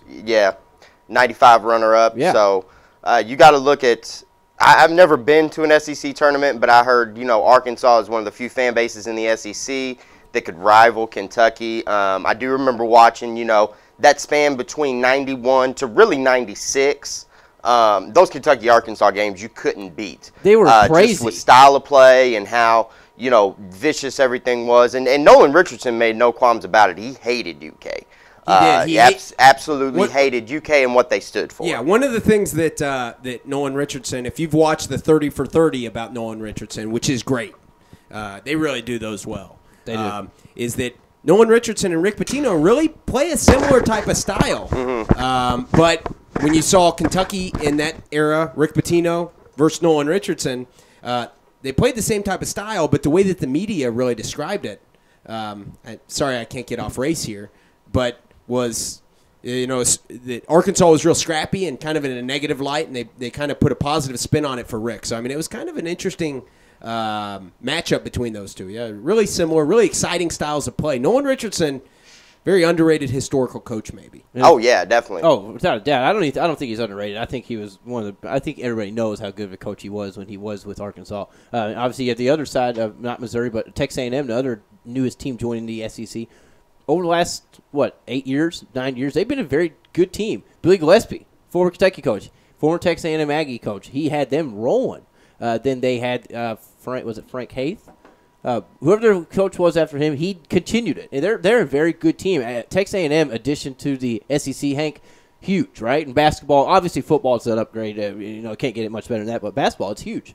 Yes, to see if they can withstand, if they can keep recruiting the state of Texas. I think it's fair to say that DeAndre Jordan may be Billy Gillespie's best basketball piece he's ever given to the sport. You got to remember, he recruited that guy, really got him. Should have brought him to Kentucky. DeAndre Jordan? Yeah, but Yes. don't want to get off topic too far, but he's a beast. He's a stud, what he's doing this year. If Texas A&M can withstand, Texas A&M used to have one of the worst basketball programs in the nation. They literally played in an airport hangar up until the mid to late 90s. Have a nice arena now, but let's see if they can withstand. But for right now, they are a good piece. Yeah, we're looking at some of this the records of some teams here. We have 3 teams under 500 in Auburn, Georgia, and Mississippi. Then you look at the top of the SEC. No team has played a conference game. You have Mississippi at 11-2, Missouri 11-2, LSU 9-2, Florida 9-2, Carolina 10-3, A&M is 10-3, Arkansas 9-4, UK 9-4, Tennessee's 8-4. There's some good. The records. Maybe there's some good teams in there. All of the SEC is very young. I do know that it's very young. Florida. I know the ESPN just came out with their power rankings. They have Florida as the number 1 power ranked team in that conference. I posted that yesterday on the site, and I had a couple people say, "Oh, they're stupid." I don't think they are. I think they should be ahead of Kentucky right now. Hank, what do you think about Florida versus Kentucky? Definitely. Right now, Florida's going to have a good season. The loss to Kansas State kind of showed. Oh yeah. Florida being Florida, guard shooting too much. What's his? Boykins? Yeah, who he reminds me of? The Walsh. The one, remember the floppy-haired guy? Matt Walsh. Yeah. Matt Walsh. It's just like he's a good player, but it's almost like it's one of those guys you just want to see graduate. Are you talking about Eric Murphy? No, Matt Walsh. This was a while early ago. 2000s. Yeah. Oh, yeah, I remember Matt Walsh. You're comparing him to Earl Boykins. Kenny Boynton? Kenny Boynton. Kenny Boynton, Kenny Boynton, yeah. Just as far as a guy that he's a good player, can fill it up, but I just feel like he loses more games than I see him win. I agree with you. And, I want to see them make a run, a consistent run, and not give up, a real bad tournament game. Obviously, it ended great for U of L, but you got to say Florida gave that away more than Louisville won, and the same the year before. Against like football. Yeah, what was it? Butler. Butler, the year before in the Elite Eight. Butler they gave that game away. Right. Gave that game away as well. So I think Florida will be there. I could see them winning, the regular season. If Kentucky falters on the road. But really, I think Kentucky could win the conference. Well, you're looking at the stats here for the Cats. We have points per game. The leader is still Archie Goodwin at 15.8. Down the list a little bit. Alex Poitras, who's had a couple off weeks, he's at 14. Kyle Wiltshire, 12 off the bench, basically. Joyce Mays also seems to be the next bench guy. He's at 9 a game. You have Nerlens Noel, obviously, he is at 10 points. He is also rebounding just under 10 with 9.3 a game. It's a crazy thing about Nerlens Noel. He has 46 blocks, 34 steals. He's 7 foot. That is crazy. I read a lot into stats, maybe too much. But, what do you take away from that? What do you think? He's right there with Rondo in steals. Yeah. If he continues his 2.7 average, he will beat Rondo 89-87 at the end of the season. What centers have done that? I can't think of one. He's nothing short of amazing. Charles? King Charles? Everybody knows he was a great Sir Charles. Everybody knows he was a great defender. Yeah, he wasn't a center, though. He was a big guy in college. He was a round mound I don't think he got that many steals. Maybe in the NBA at the NBA level, you see guys like Hakeem Olajuwon who actually amassed a lot of steals. Ben Wallace, but at the college level, I don't really even know. I like comparing people to other players. I don't know what to compare Noel to. Yeah, the guy that I would give the closest comparison, and I think he already has a better offensive game, but would be Serge Ibaka. Serge Ibaka. Just as active as he is. Sometimes I like to just watch a player. I'll DVR sometimes and just focus on one guy. And if you just focus on Noel when he's not getting the ball, he is amazing. How active he is, how quick he can get up and down the court. And that's what I don't think, maybe the average fan doesn't see, because I've heard some different things about him coming back. I mean, I think that's just ridiculous. He's a top 3 pick. These guys they're hard to find. People got to realize, to be 6'10", to be that fast, to be that agile, that's 1 out of a million people. You're in the top 99 percentile, so you deserve to be in the NBA. Go ahead and go. Now, I have pulled up the career steal leaders, guys, for the NBA and college. Wow. For college, Nice. I'm quick, Kelly. For college, there's no. Any guesses? I have no guesses. There's no center in the top. I'm looking at probably 20 to 30 here for Someone college. who's been around for a long time. Who is your NBA first big man? Oh, for big man? Steals. Hakeem Olajuwon. Yeah, David correct. Robinson's up there. Hakeem Olajuwon is number 8th in all-time steals That's for the wild, NBA. isn't it? So maybe in Nerlens? I don't know. I mean, he certainly doesn't have the offensive footwork at this point. No. Nerlens kind of relies more on being a nice little passer, crafty, kind of a good head on his shoulder. Kevin Garnett is up there. He is on Wow. the 18th. Long, lengthy 7-footer. Okay. Maybe. And, obviously he's a much more polished offensive game than Nerlens. It's just crazy that Nerlens Noel could break Rondo's single-season steals record at Kentucky, 87 foot. If he does that, it just shows what. That's amazing. He's fat. Here's a good question. I think he has. What about you, Hank? Because what about you, Kelly? Has he filled in for Anthony Davis? I think he's totally has. I think he's totally filled the void.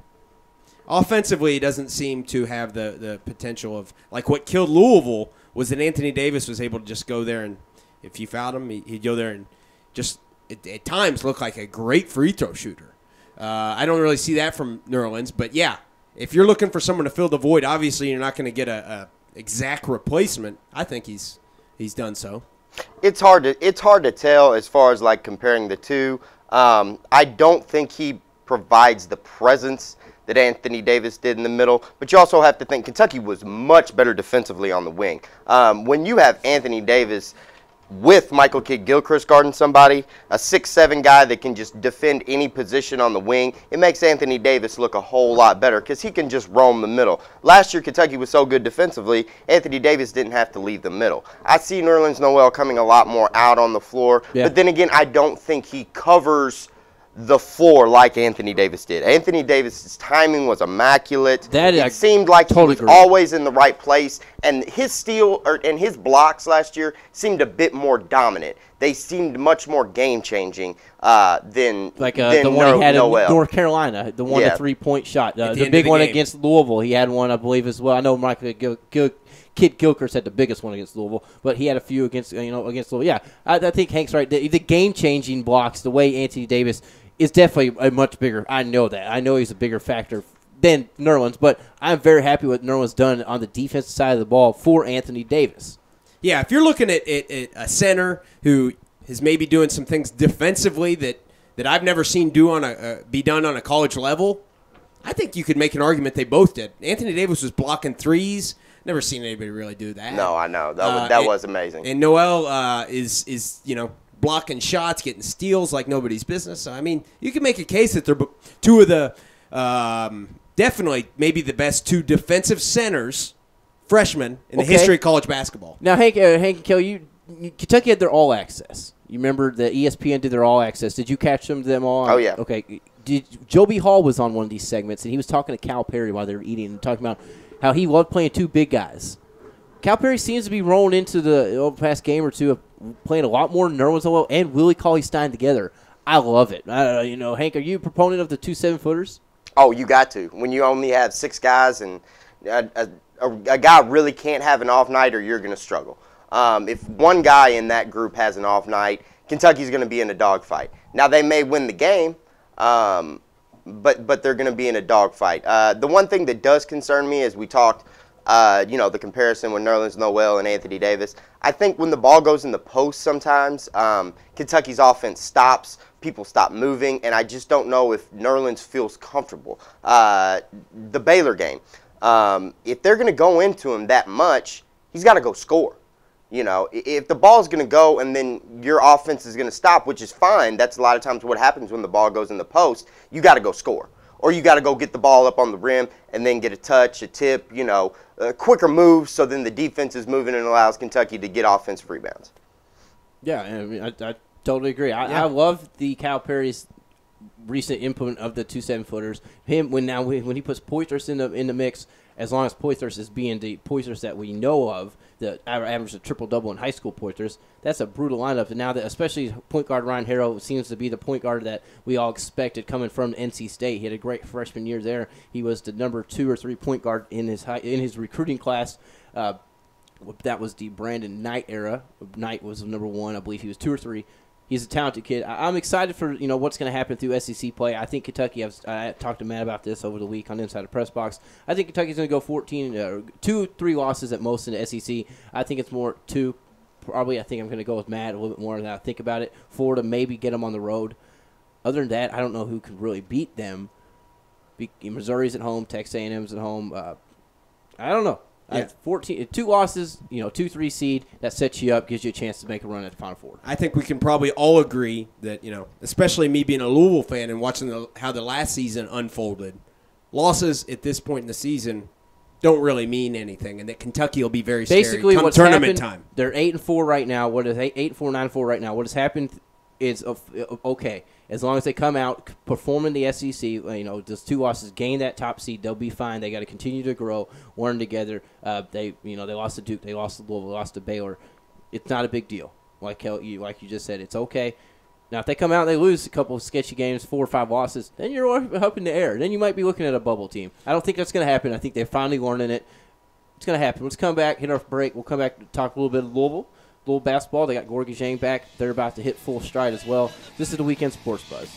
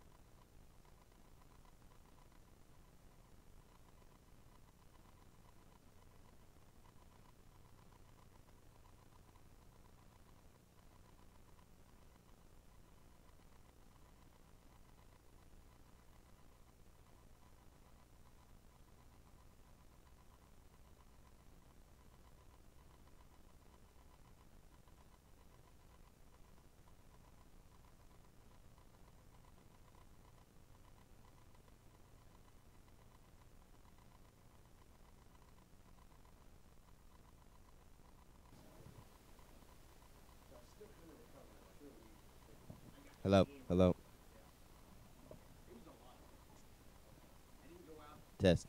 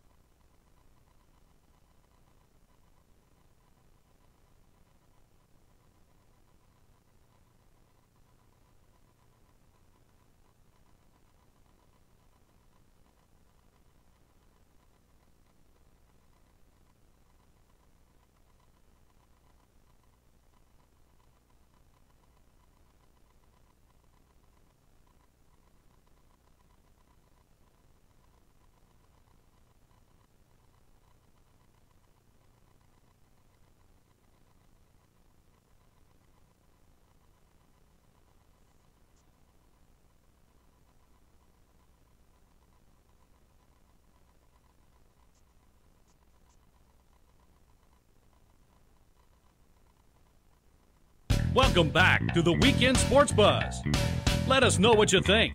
Give us a call on the Oxmoor Ford Lincoln Buzz Line at 384-1450. Here come the hot stepper. I'm the lyrical gangster. Big up the crew in the area. Still love you like that. No, we don't die. Yes, We're back here at the Weekend Sports Buzz, 14:50 a.m. Check us out on 1450thesportsbuzz.com for some great Louisville, Kentucky, and all local sporting news right on there. Do a lot of good blogging and articles, 1450 Sports Buzz crew, and a lot of KentuckySports.co information directly coming straight onto the site as well. I promise you will enjoy it. Kelly, a little history today in sports. I know you enjoy it. I do it just for you. 1681, you're a boxer. You like boxing. First recorded boxing match, Kelly. Wow. 1681. Wow. You know, great information there. You guess who? Duke of Albemarle's Butler versus his butcher. Versus. Are you serious? Dead serious. Versus his butcher. Versus his butcher. You know that came about of something like, him saying you shorted me on my roast beef. Yes, it saying did. I didn't do that. Let's take it out in the street. 1976. They put rules to it. There was no rules to boxing a long time ago. There was no rules. It was like you could jump on each other. And in 1681, there weren't many rules at all. 1976, though, something more relevant. Ted Turner bought the Atlanta Braves. Wow. Do you know how much he spent, either of you? I don't. 1976. I'll say $1 million. It's a little bit more than that. Yeah, I would say in the threes. I was going to say in the threes. It's not in the threes. It's a double figure. $12 million. Wow. For a ball team, a ball club, you can spend $12 million and buy. Now you can't spend $12 million and get A-Rod's left leg. Yeah, and then in the 90s, he had the biggest payroll, clearly the biggest payroll in baseball. So he built a winner. Only won one World Series. Yeah. 97? It feels like they should have won more. They were so good in the 90s. They were. Andrew Jones, Fred McGriff, Andres Galarraga, Chipper Jones, pitching staff. Maddox, Tom Glavine. Pitching staff was John where it was Smoltz. at. You can just go on with Brian the Braves. Jordan. Brian Jordan. I don't like him. He did Why some not? damage to the Reds back in the 90s. Oh, yeah. Brian Jordan. I don't like Greg Maddox. They were a great team, all Reds killers. They did better than the Reds. In hindsight, though, they both only won one World Series. One World Series. And, both are very good right now. Baseball season's only, I believe, pitchers and catchers reported in about 30 days. We're getting there. I'm excited. Oh, Matt, I know you're excited. You love baseball. 384-1450, the Oxmoor Ford Lincoln Buzz Line. Let's go and talk a little bit about Louisville now. We just mentioned some Kentucky. Hank gives some good insight here. Louisville, though, Kelly, it's full-blown basketball season now. Sugar Bowl's past you. It's basketball season. Gorgie Zhang's back. You got to be happy about that. Where do you think Louisville will be come mid-Big East? How many games do you think? No, do I think they'll drop in the Big East? No. Where is this team going to be? Are they going to be that dominant 1-2 team in the nation, or I do think or are they so, going to have that January letdown they seem to always have? I think they'll have a hiccup here and there. I do. I hope they do for some reason. I don't know what everybody thinks about that. But I think that they're going to be in really good form. They may drop a game to, maybe if not Syracuse, they might lose to Georgetown or Pittsburgh. But I think they'll be in really top form, top 1 or 2 seed in the overall tournament for the NCAA tournament. What do you think, Hank? What do you predict this Louisville team doing? They're not going to drop a game to Providence by what? 31. Luckily, they already beat Providence. Yeah. You don't have to worry about that. I don't foresee that happening like last year. But it's almost inevitable that they'll have a letdown at some point. Do you see that happening, and it will be a big letdown? I don't see it being a big letdown. 1-2 games at the most. But just watching, watch the little bit of the Providence game on replay. I was out of town, but I don't feel they played well that game. What you got to look at from this Louisville team and some of the Louisville past teams is this team can win when they play bad. They have enough talent. The defense is always going to be there. It's been there for the whole Pitino tenure. Since Pitino's been in coaching. Yes, it's been the problem to score. But this team can, manufacture buckets when they need to. Always when you feel that a team can't score well, I always look, are they good offensive rebounders? And I feel that they are. You got to think a lot of times, sometimes teams' best offense is a missed shot. And I think Louisville does a very, very good job of that. I totally agree. I think they actually have that guy that when they need that bucket, they actually can go to, and he is a chance for a Player of the Year candidate. I don't know what you two think about that, but Russ Smith, I think he's that guy. He's up there in the talk of Player of the Year. You have Mason Plumlee. You have Russ Smith. It's crazy, don't you? It's crazy. Would you ever think Russ Smith would be in that situation? Maybe before this season, I may have thought that. Maybe. But him coming in as a freshman or after his freshman year, I actually thought when he played a little bit his freshman year, I remember saying, man, that guy looks really fast. But no, I wouldn't have predicted he'd be averaging right at 20 points a game and doing what he's doing now and actually turning it into a pretty efficient player. Yeah, he's one of the best defenders, if not the best on-ball defenders in guard in the country. I can give him the props. I like watching Russ Smith. And I know another guy who probably enjoys watching Russ Smith as well is on the Oxmoor Ford Lincoln Buzzline right now. Our guy, the mayor. Mayor, what's going on? Gentlemen. It's been a good couple months, as we know, and I heard Carolina call. We're outside doing a little yard work. I got to call in because he's right. He does have 32 teams that he represents, and he's unique because most of us in this area wouldn't root for teams from this state. Regardless, we have one that we root for, but gotta love the guy. He's a great guy. Hey, on this basketball team you're talking about, as far as I'm concerned, we're season ticket holders, so we've been around with the program for many years, but I think if this team drops the game, it's because Casino does some funky lineup, or we were on Bourbon Street the other night watching the beginning of that Providence game. It's like, what the heck's going on here? Oh, there it is, a weird lineup that he put in. Yes. And I think the same thing against Kentucky. When he put that lineup in, when Louisville was up 17, all of a sudden Kentucky scored 10 straight points. So if this team's not in a championship game this year, it's because he did something crazy in one of the game plans or scouting reports that he got, as far as I'm concerned. Because this team yesterday, watching the show, they were talking about the way they shoot, and this team shoots a better percentage against the zone than it does man, and that's great because a lot of these teams have been zoning that. What do you guys think about that? Yeah, I agree. Nobody really projected for Zach Price to start against Kentucky, mostly because Pitino said it was 100% certainty that Gorgie Jang would start. So, everyone kind of then obviously Kevin Ware started against Providence over Russ Smith, and look what happened. You were down, 6, almost 8 points, 8-0, just like that. It's different, and I think the mayor is right on with if you drop it, it's going to be something stupid like that.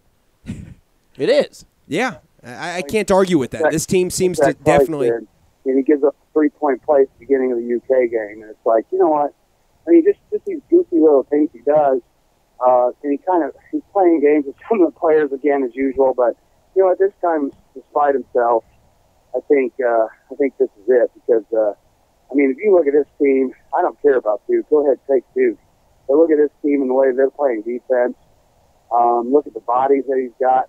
For one, there aren't a bunch of walk-ons running around out there like we've had in the past several years, like Keurig and Chris Smith, which were serviceable players, but as we saw in the big game last year, Keurig just folded up like a lily. So, anyway, I think he's got it. He's got it this year, and he better because this is his best shot for a long time. Mayor, I wanted to kind of ask you quickly here. You called in yesterday. You mentioned you've ticket holder in the family for years now. You've been a big time Cardinal follower. Since you grew up.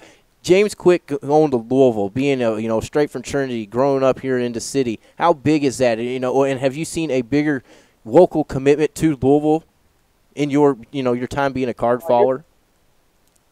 It's not since Bush and Braun, but I'll tell you this much: regardless of what you say, we love to have him. And I'll tell you what, man. One thing about that kid, you look at that touchdown pass he caught. He was 10 yards behind the secondary. There's some big time recruits there playing just in the defensive backfield. So that's the thing, he brings at speed. But as far as committing, it continues to, the momentum, it's just ridiculous. 45 days ago, what was it, November 28th, when we got put in the ACC, regardless of what the ACC looks like in 2 years, but we were circling the drain. I remember I was up in Minneapolis on business, and the 27th, I started seeing some rumors on the internet. I was like, okay, you know, because the day before that, this program was literally circling the drain, the football program that is. And we had conversations about the investment that George had made in the football program and the fact that now we're going to be playing the USA 2, and then all of a sudden, overnight, kaboom.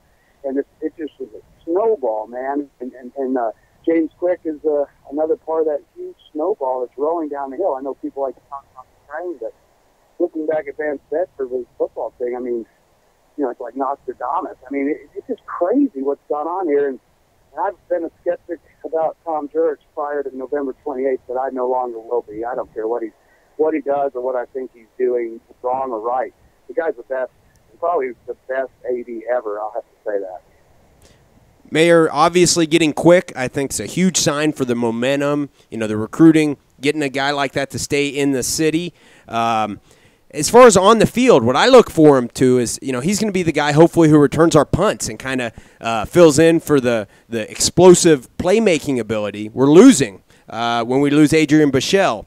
Do you see him as a wide receiver really competing maybe for the number one spot, or will that be Devontae Parker's spot to keep? What do you see from that?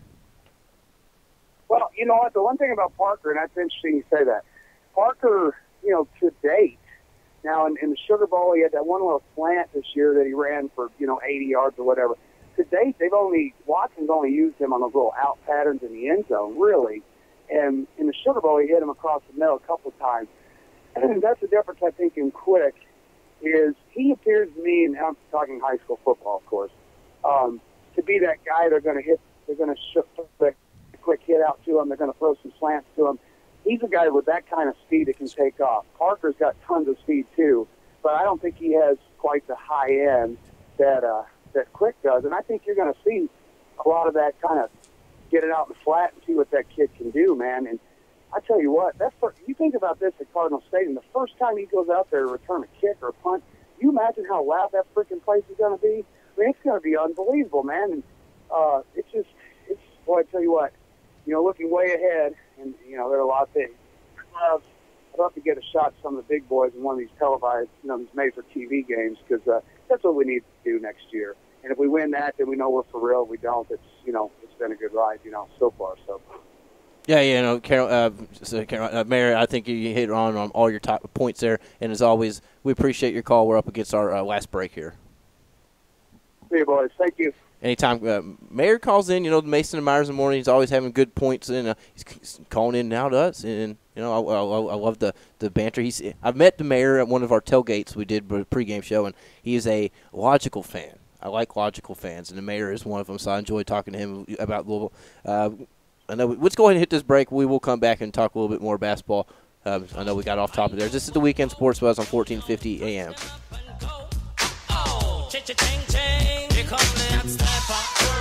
I'm the lyrical gangster. Excuse me, Mr. Officer. Still love you like that. Extraordinary, juice like a strawberry.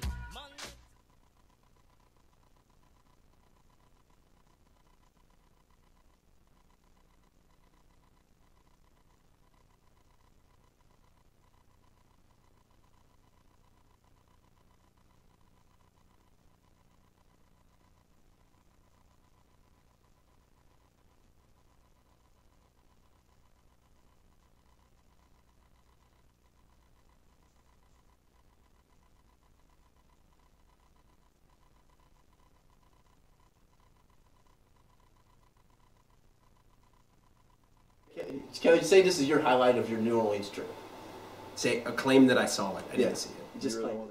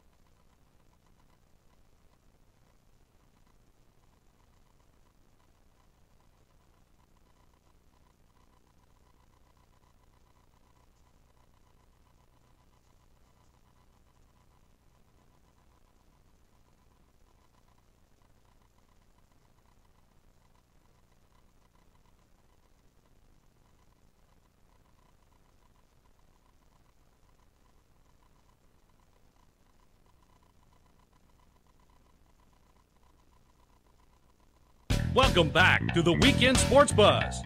Let us know what you think. Give us a call on the Oxmoor Ford Lincoln Buzz Line at 384-1450. Do you have the time to listen to me whine about nothing and everything all at once? I am one of those melodramatic Welcome back to the Weekend Sports Buzz. During the break, we were enjoying ourselves a nice video from New Orleans where a Florida fan, pretty confident Florida fan, the day before the game, challenged a Louisville fan, told him, he thought Florida was going to handily beat the Cards and that it wasn't going to be much of a game. And Not so kindly. No, he didn't seem very friendly about it. And the Louisville fan kind of politely said, don't get in my face, don't cross this line. He made it very clear he was drawing the line out, and the Florida fan, proceeded to push him a little bit. And then the Florida fan just gets knocked out. So it was an impressive video. Go to KentuckySports.co. We have the video now uploaded to the site if you want to see it. KentuckySports.co/TV for the live show. I don't know that it's actually on there. They said that it wasn't working for that. It's on there. We may have it in a minute. We'll show it on our live TV show because, as everyone knows, KentuckySports.co/TV. It's great. You get to watch us. And who doesn't want to watch us talk about sports? Who doesn't want to watch us talk? Everybody wants to hear us, obviously. Definitely. Oh, my God. But if you want to watch us, KentuckySports.co/TV.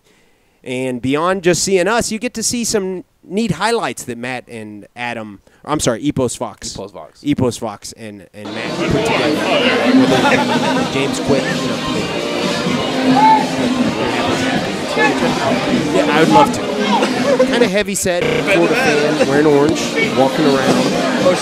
I think he's saying something about how good Jason Elam is right now. Louisville fan, also bigger. Lays him out, one shot. Nice little right, Adrian Bronner right hook. Go Yeah, Gators. exactly. One shot, kid. One Is that shot. what he said? That's Just- what he said. Oh, I mean, no. It's just Jersey Shore reference. Yes. Yeah, the Ronnie Jersey Shore when he reference. ran across the, I saw that, I too. saw that too. We all saw. That's terrible. That all three of us have seen that.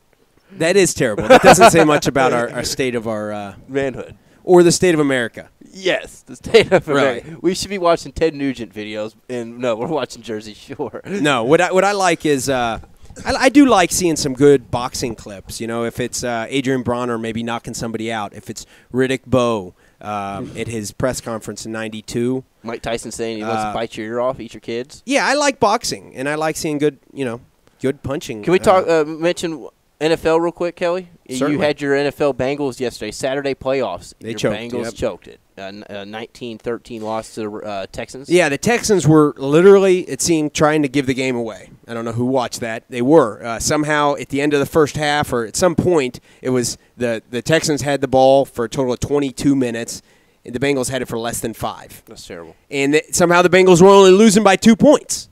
So they had every opportunity to win the game. Really, they only scored a touchdown by Leon Hall intercepting Matt Schaub, returning it for a touchdown. Big disappointing loss for the Bengals. It was 2 years in a row, you got knocked out in the first round, the wild card. Yeah, today is the 22-year anniversary, literally today, of the last time the Bengals won a playoff game. That's wow. That's a long it's time. been a while. Hank, do you have a favorite NFL team? Yes, I'm a Bengals guy. Are we Oh. talking about the 89 win? Would that be 89? 90, I believe. 90. Okay. I believe was the last win. That'd be Well, correct. Yeah, it's a little bit of a tortured fan base. One of my first sports memories was we had a Super Bowl party for the Bengals 49ers Super Bowl. Boomer Esiason? 88. Icky Woods, 88. A young kid. When I was younger, got very into sports, very emotional about sports. Remember the Bengals lost, so I became a 49ers fan. Always liked the Bengals, but I did really big Jerry Rice fan. Like to watch it. Was up in the New England area. That's where my girlfriend's parents are from. Hung out with a couple buddies I went to college with. Watched the Patriots game.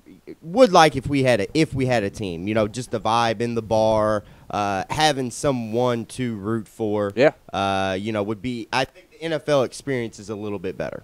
It is a great for experience. that. But I do like watching it. Right now we only have one TV in the apartment, so it's give or take. I like to watch basketball, so sometimes I have to give up NFL football on Sunday. We also had the Packers. The Packers take out the Vikings pretty handily last night, 24-10. They looked like the typical Green Bay playoff team that they have. Too bad for the Vikings that, Too bad for Adrian Peterson. Within a week before, they had to go. First time in NFL history, quarterback starts in the playoffs. Joe Webb. Without having started a single game or taken a snap that season. Adrian Peterson, if he doesn't win MVP, it's crazy. I mean, that's absurd, right? Am I wrong? Who else? Megatron? Yeah, I think so. No, I think you have to give Adrian Peterson the MVP. If your definition of MVP is actually what it is, most valuable player, if you were to take Adrian Peterson off of the Vikings, would they maybe Peyton Manning? But let me look at it this way: if you were to take Adrian Peterson off of the Vikings, is there a chance they would have made the playoffs? No, that's a 4-win team without Adrian Peterson. Okay. If you were to take Peyton Manning, we got to see that last year. Tim Tebow, that's a playoff team. They got a good defense. Won a playoff game. They won a playoff game. So, I mean, I think that's the way that I like to test it. I think it's clearly Adrian Peterson, in my opinion. Also, I guess. Okay, who's your rookie of the year? Because we got a Colts having a rookie quarterback and the Redskins having a rookie quarterback going on today in their first round of playoffs. Who's your rookie of the year? Is it Andrew Luck? Is it RG3? I think you also have to throw Russell Wilson in. Russell Wilson, yes. But I do think RG3 is the rookie of the year. Just kind of, they talk about that Heisman moment. If you correlate that to the NFL, RG3 has had 4 or 5. The I don't know if it was the overtime game, but the Sunday Night Football game where he just went off. His comeback victory late. I can't remember exactly who it was against. It was a big drive. I think they scored 3 touchdowns in the second half to win. Yeah, it was ridiculous. Kelly, who do you think? RG3? I forgot to mention Russell Wilson from Seahawks. He's killing it. The Seahawks, though, I think what he's done is great. Oh yeah. But the Seahawks defense is just amazing. Yeah. What Andrew Luck has done with the Colts is amazing.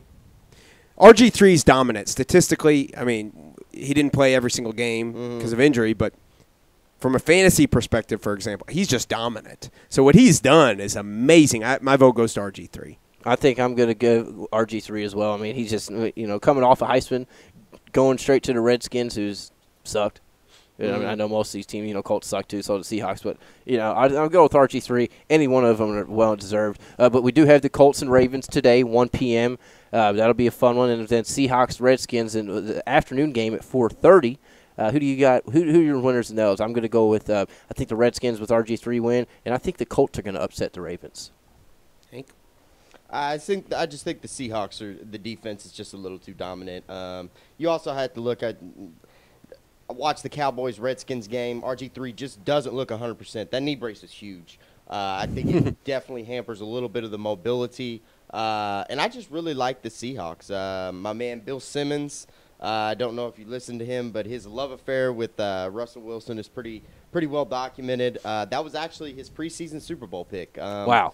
So I do have faith in them. I don't know if they can go to, say, a San Francisco and win, but I think they do get it done today. And yeah, Chuck Strong. You gotta like the Colts. Colts versus the Ravens today. All the Momo right now. What do you think, Kelly? I'll go Seattle as a winner and also pick the Ravens. I won't go out on much of a limb with those picks. My question is, instead of having the conversation of Rookie of the Year today like we are, maybe we should be waiting a week or two. Yeah, I mean, we got all 3 of our candidates playing today. I don't know. I totally agree. So how they handle that, I know that it's technically probably Rookie of the Year based on the regular season, but this is such a rare situation where all 3 rookie quarterbacks lead their team into the playoffs. I mean, why not see if one of them wins a Super Bowl? It'd be interesting. So, again, those games, 1 o'clock, 4:30 today.